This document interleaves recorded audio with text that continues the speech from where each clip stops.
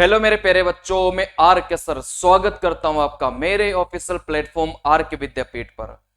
मेरे प्यारे बच्चों, ये जो टेबल टेस्ट के मैं छोटे छोटे क्लिप्स आपके लिए बना रहा हूं, ये वेरी वेरी इंपॉर्टेंट है एग्जाम के पॉइंट ऑफ व्यू से, क्योंकि यहां से मैं जितनी भी ट्रिक्स टेबल टेस्ट की हो सकती है वो सारी की सारी मैं इन छोटे छोटे क्लिप्स के माध्यम से सिखा दूंगा।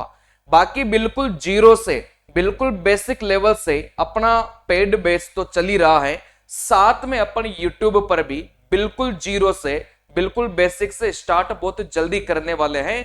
बस एक बार आंसर की का वेट है।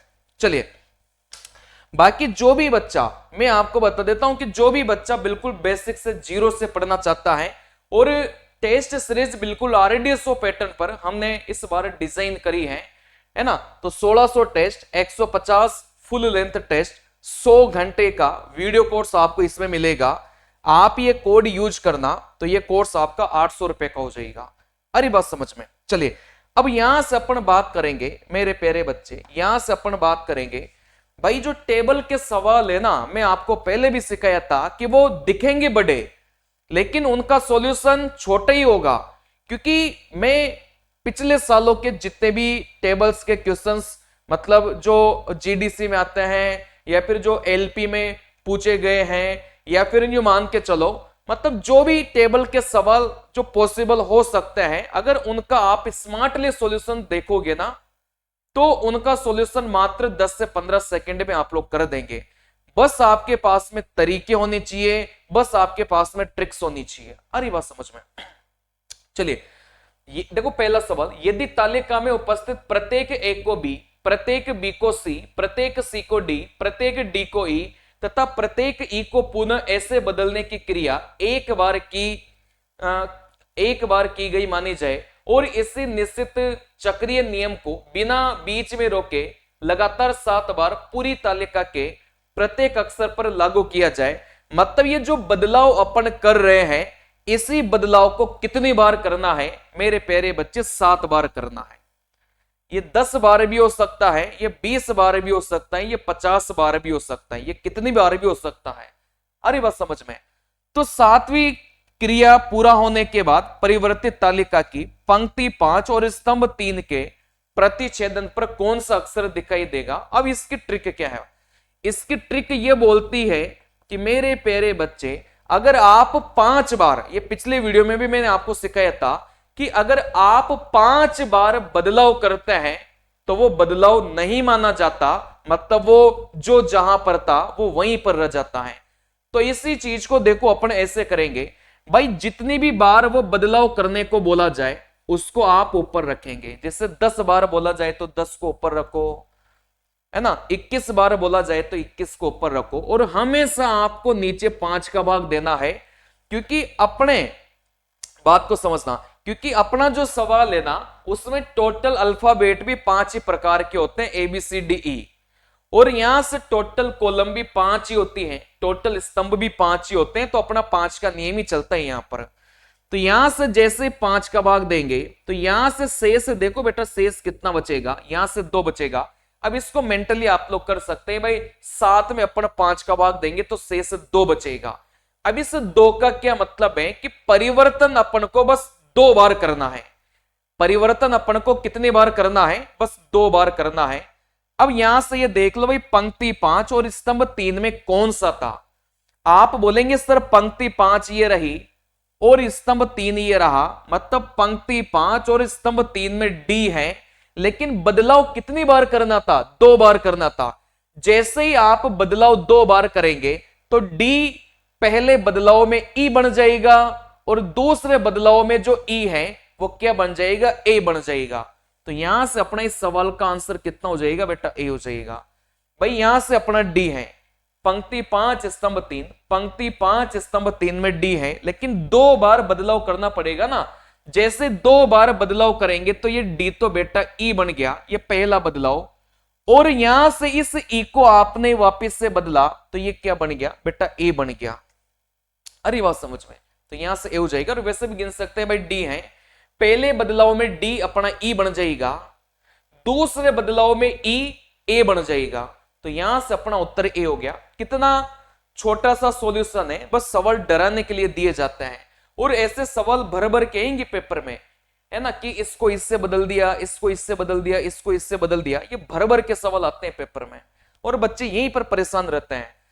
यदि सबसे पहले पंक्ति 1 को पंक्ति 4 से तथा पंक्ति 2 को पंक्ति 5 से उनके सभी अक्षरों सहित आपस में बदल दिया जाए, देखो ये भी बदला बदली वाला सवाल है, और इसके बाद स्तंभ 1 को स्तंभ 4 से तथा स्तंभ 2 को स्तंभ 5 से उनके वर्तमान क्रम सहित परस्पर बदल दिया जाए, जबकि पंक्ति 3 तथा स्तंभ 3 को किसी भी चरण में न बदला जाए, है ना, जिसको नहीं बोला जाए उसको मत बदल दो, तो इन सभी स्थान परिवर्तनों के बाद बनने वाली नई तालिका में पंक्ति 1 और स्तंभ 4 के प्रतिच्छेदन पर कौन सा अक्षर प्राप्त होगा।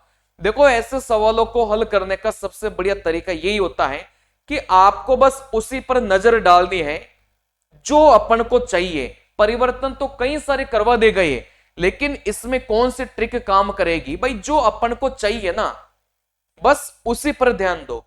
आपको क्या चाहिए कि पंक्ति 1 और स्तंभ 1 आपको चाहिए, तो बस ये देखो कि इस पंक्ति 1 को किसी से बदला ही क्या। आप बोलेंगे सर इस पंक्ति 1 को पंक्ति 4 से बदला है। अब इसको लिखने की जरूरत नहीं है आपको, ये मेंटली याद रखना है भाई, पंक्ति 1 को पंक्ति 4 से बदला है तो ये पंक्ति 4 बन गया।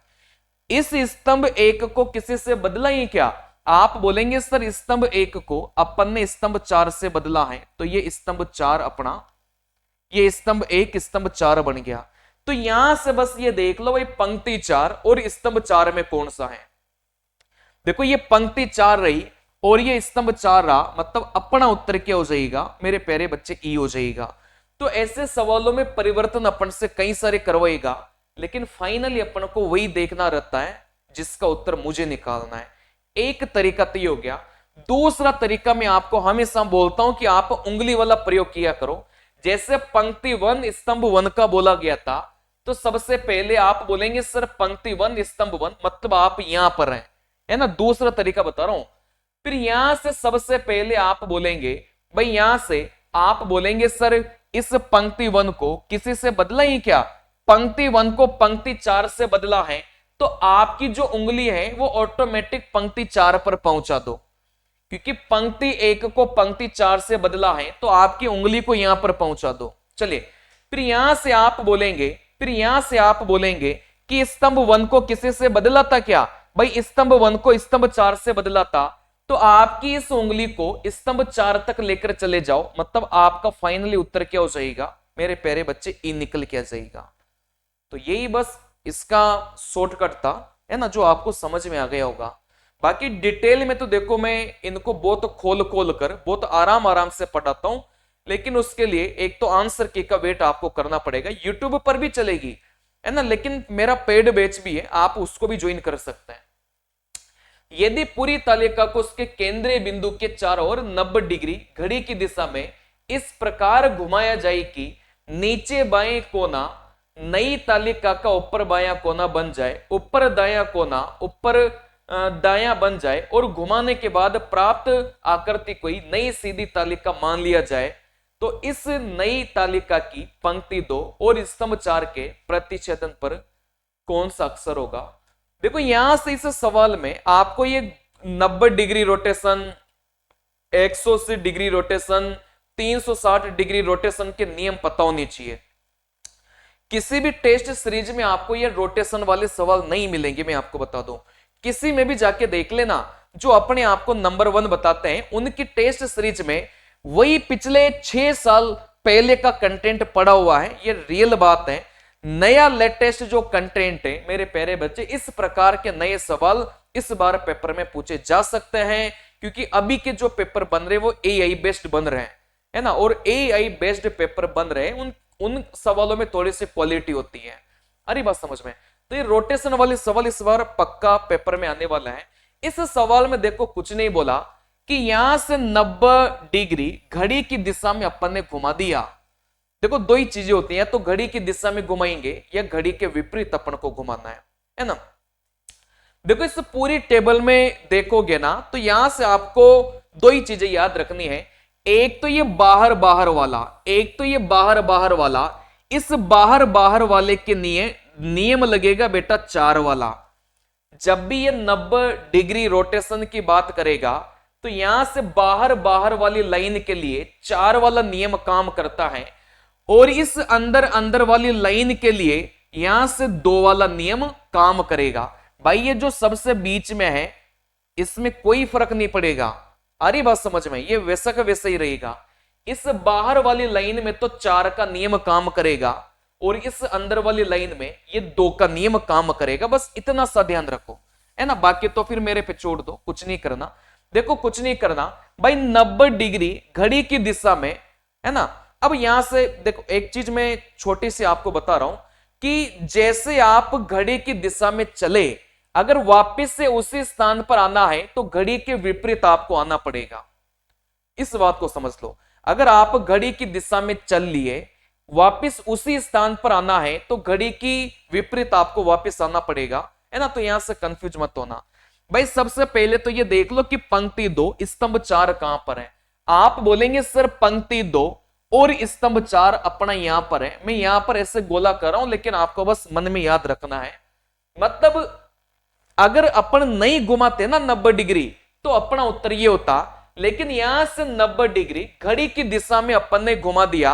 वापिस उसी स्थान पर जाने के लिए अपन को क्या करना पड़ेगा भाई? यहां से घड़ी की दिशा में अपन इसको घुमाया, वापिस उसी स्थान पर जाने के लिए घड़ी के विपरीत अपन को चलना पड़ेगा। तो यहां से घड़ी के विपरीत 2 चलो, 1 और 2, तो यहां से अपना उत्तर क्या हो जाएगा मेरे प्यारे बच्चे? बी आ जाएगा। और अपन 2 ही क्यों चले? मैंने आपको क्या बताया था, ये बीच वाली लाइन में अपन को 2 चलना है। अगर यहां से बाहर वाली के लिए अपन से पूछा जाए तो बस अपन को 4 चलना है। इतना सा नियम ध्यान रख लो, है ना। और इधर ही क्यों चले? सवाल में घड़ी की दिशा में बोला जाए तो इधर घड़ी के विपरीत चलेंगे। सवाल में घड़ी के विपरीत बोला जाए तो फिर यहां पर घड़ी की दिशा में अपन को चलना होता है, अपन को उल्टा सोचना पड़ता है। अरे बात समझ में? इंडिया में एकमात्र साइको प्लेटफॉर्म मेरा आरके विद्यापीठ ऐसा है जो सबसे अधिक क्वालिटी टेस्ट दे रहा है। टोटल मिलाकर मैं कितने टेस्ट दे रहा हूं मेरे प्यारे बच्चे? मैं 1600 टेस्ट आपको दे रहा हूं। इंटरफेस आरडीएसओ के बिल्कुल सेम ही है ना। आप ये मत समझो कि किसी मतलब एक कोचिंग का आरडीएसओ पैटर्न है, नहीं। आप मेरे वाले टेस्ट को देखो, फिर आपको रियल में पता चलेगा कि आरडीएसओ पैटर्न होता क्या है। आ रही बात समझ में? अभी तक जो आपको आरडीएसओ पैटर्न के नाम पर बेवकूफ बना रहे थे, रियल में उनका भी आरडीएसओ पैटर्न नहीं है। आप मेरी वेबसाइट पर जाके देखो, फ्री डेमो आपको मिल जाएगा। इस वीडियो के डिस्क्रिप्शन में वेबसाइट के लिंक है। 12 टेस्ट मैंने फ्री वहां पर दे के रखा है, आप उनको देखो, फिर आपको पता चलेगा कि आरडीएसओ पैटर्न ये होता है ना। साथ में मेरा जो कंटेंट है ना वो भी आरडीएसओ पैटर्न है। सिर्फ अपना इंटरफेस ही नहीं है, अपना कंटेंट भी आरडीएसओ पैटर्न है, बिल्कुल अपडेटेड कंटेंट है। देखो मैंने एआई बेस्ड क्वेश्चन भी लिए हैं क्योंकि आपके पेपर एआई से बन रहे हैं, है ना। जितनी भी पॉसिबिलिटी हो सकती है ना एआई के द्वारा, सब लिए हैं मैंने मेरे टेस्ट सीरीज में, और ये आपको कहीं नहीं मिलेगा। एकमात्र संस्थान जिसमें सारे टेस्ट नए हैं। बाकी संस्थान के टेस्ट देखोगे ना तो वही 6 साल पुराने टेस्ट आज भी वो दे रहे हैं। थोड़ा सा भी पैटर्न चेंज हो गया ना बेटा, बत्तियां गुल हो जाएगी पेपर में। जैसे ट्रेड में अभी हुआ है ना पैटर्न चेंज, ट्रेड का पूरा पेपर एआई से बना है, वैसे इस बार के सारे पेपर देखना एआई से बनेंगे और आपकी बत्तियां गुल होने वाली हैं फिर, अगर वही पुराना कंटेंट पढ़ते रहेंगे तो। चलिए, तो आप इस नंबर पर कांटेक्ट कर सकते हैं, आप इस नंबर पर कांटेक्ट कर सकते हैं, है ना। या तो फोन कर लो या व्हाट्सएप कर लो, या वेबसाइट का लिंक डायरेक्ट ही डिस्क्रिप्शन बॉक्स में है। बहुत सस्ता हमारा बैच है, हम 1400-1200 रुपए नहीं ले रहे, हम सिर्फ आपसे 800 रुपए लेंगे। वो भी मतलब एक क्वालिटी कंटेंट है, टेस्ट हमारे ज्यादा है, वीडियो हमारा 100 घंटे के वीडियो है, इस वजह से इसकी प्राइस फिर भी मतलब सबसे सस्ती है, इससे सस्ता हो ही नहीं सकता था ये, है ना। नमस्कार।